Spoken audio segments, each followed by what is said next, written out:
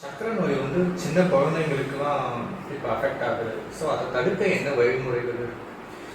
இப்போ இருக்க காலகட்டம், உணவு பழக்க வழக்கங்கள், நம்மளோட ஸ்ட்ரெஸ்ஃபுல்லான லைஃபு, வேக வேகமாக ஓடுறது, இதெல்லாம் வந்து பார்த்தீங்கன்னா நம்ம சர்க்கரை நோய்க்கு ஒரு முக்கிய காரணிகளாக அமையுது. சில வகையான சர்க்கரை நோய்கள் ஜீன் ரிலேட்டடாக வரக்கூடிய நிறைய சாத்தியக்கூறுகள் உண்டு. அதை வந்து நம்ம முழுவதுமாக தவிர்க்க முடியாது. சர்க்கரை நோய்களுக்கான அறிகுறிகள் ஏதாச்சும் இருக்குங்களா? ஸோ ஒருத்தருக்கு ஒரு மாதிரி இருக்கும். சரிங்களா? ஃபர்ஸ்ட் வந்து பார்த்தீங்கன்னா வெயிட் குறையுது. இன்னும் சிலருக்கு வந்து பார்த்தீங்கன்னா கண் நரம்புகள் பாதிக்கப்பட்டு பார்வையோட திறன் வந்து குறைபடுதல். இப்போ சர்க்கரையை நம்ம கண்ட்ரோலில் வச்சுக்கலன்னா அதுக்கான பாதிப்புகள் என்னென்ன வரும்? நான் டாக்டர் வினோத் குமார், அரசு பொதுநல மற்றும் சர்க்கரை நோய் சிறப்பு மருத்துவர், விகே ஸ்பெஷாலிட்டி கிளினிக் அண்டு சர்க்கரை நோய் மற்றும் சர்க்கரை நோய் மையம், குடியேற்றம்.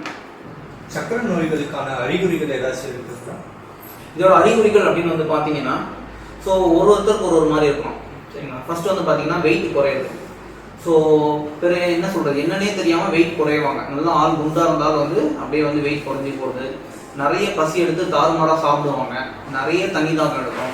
நிறைய யூரின் போகிறது இருக்கும். நைட் நேரத்தில் வந்து பார்த்தீங்கன்னா 2-3 முறைக்கு ஜாஸ்தியாக வந்து பார்த்தீங்கன்னா பேஷண்ட்டு யூரின் கடிப்பாங்க. அப்புறம் என்னன்னே தெரியாத ஒரு இனம் புரியாத ஒரு டயர்ட்னஸ் இருந்துகிட்டே இருக்கும்.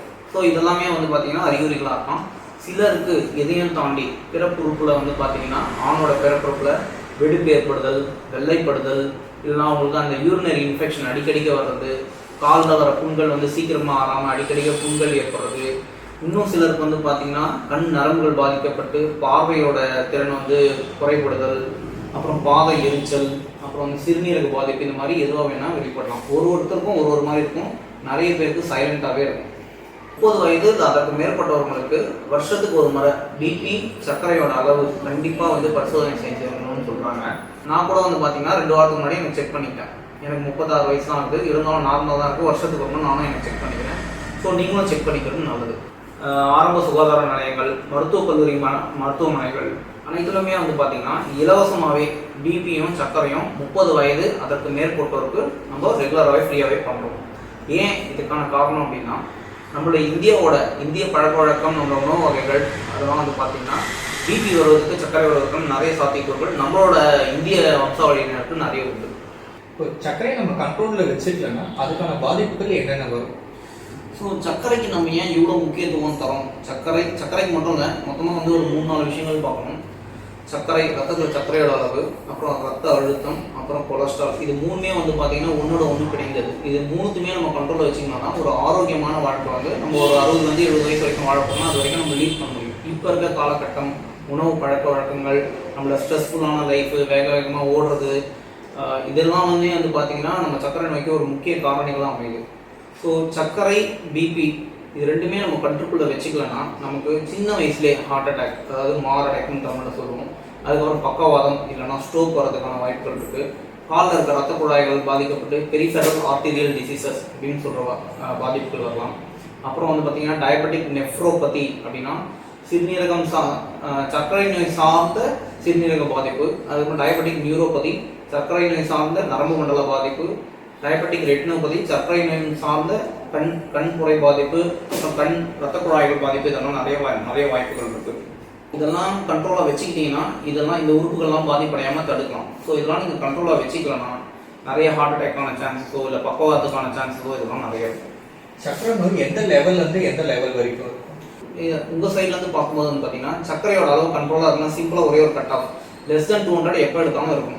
அதாவது 200க்கு குறைவான சர்க்கரை அளவு ரத்தத்தில் எப்பவுமே இருக்கிறது வந்து பார்த்தீங்கன்னா நல்ல கண்ட்ரோலில் இருக்குன்னு அர்த்தம்.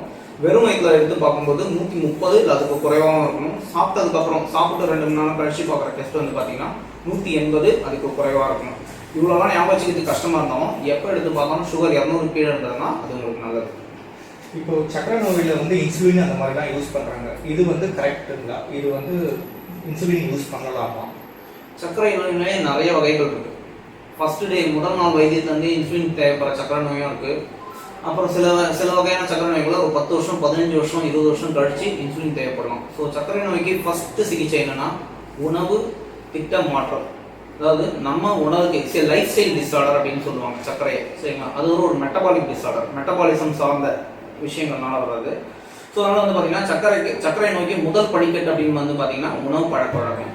ஸோ அதிகமாக இருக்கிற வெல்லம், சர்க்கரை, ஜூஸு, ப்ளஸ் வந்து பார்த்தீங்கன்னா இனிப்பு சார்ந்த ஐட்டங்கள் இது எல்லாத்தையுமே தவிர்க்கிறது இல்லை குறைக்கிறது நல்லது.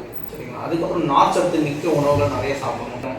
ஸோ உணவு பழக்க வழக்க மாற்றமும் உடற்பயிற்சி டெய்லி தினசரி 30 நிமிஷம் நடக்கணும். ஸோ 30 நிமிஷம் நடக்கிறது மூலிமா என்ன நடக்குன்னா நம்மளோட சர்க்கரையோட அளவு வந்து குறைக்கிறோம், பிபியை குறைக்கிறோம், கொலஸ்ட்ரால் ரத்தத்தில் இருக்க கொழுப்பின் அளவு குறைக்கிறோம், மனசில் இருக்க மன அழுத்தம் மன இறுக்கமானது குறையுது.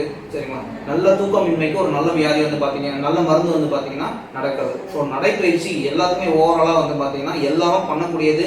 ஸோ பைசா செலவில்லாமல் ஒரு நல்ல தடுப்பு முறை அப்படின்னா தினசரி 30 நிமிடம் கொஞ்சம் வேகமாக நடக்கணும். பிரிஸ்க் வாக்கிங் அப்படின்னு இங்கிலீஷில் சொல்லுவாங்க.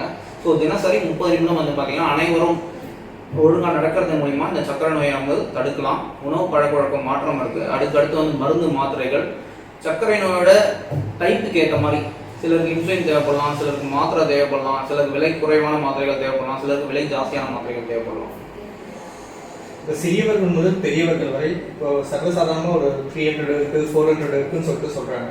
அவங்களுக்கு நீங்கள் என்ன சொல்ல விரும்புகிறீங்க? சர்க்கரை நோயை எப்பவுமே கட்டுக்குள்ளே வச்சுக்கணும். அவங்களுக்கு இன்சுலினா அந்த மாத்திரையா என்ன தேவைன்றதை பார்த்துட்டு அதையும் எடுத்துக்கணும். அதோட முக்கியமானது நமக்கு ஏற்ற மாதிரி ஒரு டயட் பிளான் போட்டு கொடுப்பாங்க. 10 வயசு குழந்தைக்கு இருக்க சுகர் பேஷண்ட்டுக்கும் 40 வயசு இருக்க சுகர் பேஷண்ட்டுக்கும் ட்ரீட்மெண்ட்டும் வித்தியாசமாக இருக்கும், உணவு பழக்க வழக்க திட்டமும் வித்தியாசமாக இருக்கும். டயட் பிளானுமே 60 வயசு இருக்க தாத்தாக்கும் அந்த டயட் பிளான் வேரி ஆகும். ஸோ அவங்களுக்கானதை முறையாக கடைபிடிக்கணும். மருந்து மாத்திரை மட்டும் வைத்தியம் கிடையாது. சர்க்கரையில் முக்கியமான விஷயம் 3 ஃபேக்டர்: சாப்பாடு, எக்ஸசைஸு, மருந்து. ஸோ வந்து முதல் 2 ஃபேக்டர் நம்ம நிறைய முக்கியத்துவம் தரணும். இன்னொரு ஆரோக்கியமான சரிவிகித உணவு. ஸோ பேலன்ஸ்டு டயட், நம்மளோட ஒர்க்குக்கு ஏற்ற மாதிரி நம்மளோட கலோரி நீட்டுக்கு ஏற்ற மாதிரி ஒரு டயட் பேட்டர்னாக நம்ம சூஸ் பண்ணிக்கணும். சரிங்களா? நீங்கள் ஹெவி ஒர்க்கராக இருந்தீங்கன்னா உங்களுக்கு கலோரி ரெக்கமெண்ட் அதுக்கு ஏற்ற மாதிரி இருக்கும். ஸோ இதுக்கான டயட் பிளான் வந்து நாங்கள் போட்டு கொடுத்துருவோம். ஸோ நிறைய நார் சத்துகள், கீரைகள், காய்கறிகள், பழங்கள் இதெல்லாம் நீங்கள் எவ்வளோ குவான்டிட்டி வேணால் எடுக்கலாம். காய்கறிகள்னு சொல்லும்போது பூமிக்கு மேலே விளையிற காய்கறிகள் நிறைய எடுத்துக்கிறது நல்லது. தரை கீழே விளையிற இந்த கிழங்கு ஐட்டங்கள் வெயிட்டான காய்கறிகள் வந்து பார்த்திங்கன்னா நிறைய கலோரி, ஸோ கிளைசிமிக் இண்டெக்ஸ் வந்து ஜாஸ்தியாக இருக்கும். ஸோ அந்த மாதிரியான காய்கறிகள் வந்து கம்மி பண்ணுறது நல்லது. ஸோ அதுக்கப்புறம் டெய்லி வந்து பார்த்திங்கன்னா பிரிஸ்க் வாக்கிங், நம்ம செகண்ட் வந்து பார்க்கும்போது பிரிஸ்க் வாக்கிங் 30 மினிட்ஸ். இல்லை வாக்கிங் மட்டும் தான் பண்ணணுமானா அப்படி இல்லை, நீங்கள் யோகா பண்ணலாம், இல்லை சைக்கிளிங் பண்ணலாம், இல்லை ஸ்விம்மிங் பண்ணலாம். உங்களுக்கு எது பிடிக்கல, நான் விளையாடுவேன்னா ஷட்டில் நீங்கள் வச்சு நீங்கள் என்ன விளையாடுவீங்களோ அது விளையாடலாம். டெய்லி ஒரு 1/2 hour to 1 hour ஒரு ஃபிசிக்கல் ஆக்டிவிட்டி, அது ரொம்ப ஒரு ஹெல்த்தி லைஃப் ஸ்டைலுக்கு ரொம்ப இம்பார்ட்டன்ட். ஸோ டயட் பார்த்துட்டோம், ப்ளஸ் வந்து பார்த்தீங்கன்னா நல்ல வந்து ஒரு ஃபிசிக்கல் ஆக்டிவிட்டி பார்த்துட்டோம். நம்ம தேர்ட் ஆப்ஷன் வந்து பார்த்தீங்கன்னா ஒரு நல்ல சவுண்ட் ஸ்லீப், ஒரு மினிமம் ஒரு 8 hours ஆச்சு வந்து பார்த்தீங்கன்னா நல்ல ஒரு ஆழ்ந்த உறக்கம். அப்புறம் எப்போவுமே வந்து நம்ம ஸ்ட்ரெஸ் லெவலில் கம்மியாக வச்சுக்கிற மாதிரி வாய்ப்பு கிடைக்கும் போதெல்லாம் நிறைய சிரிச்சு பழகணும்.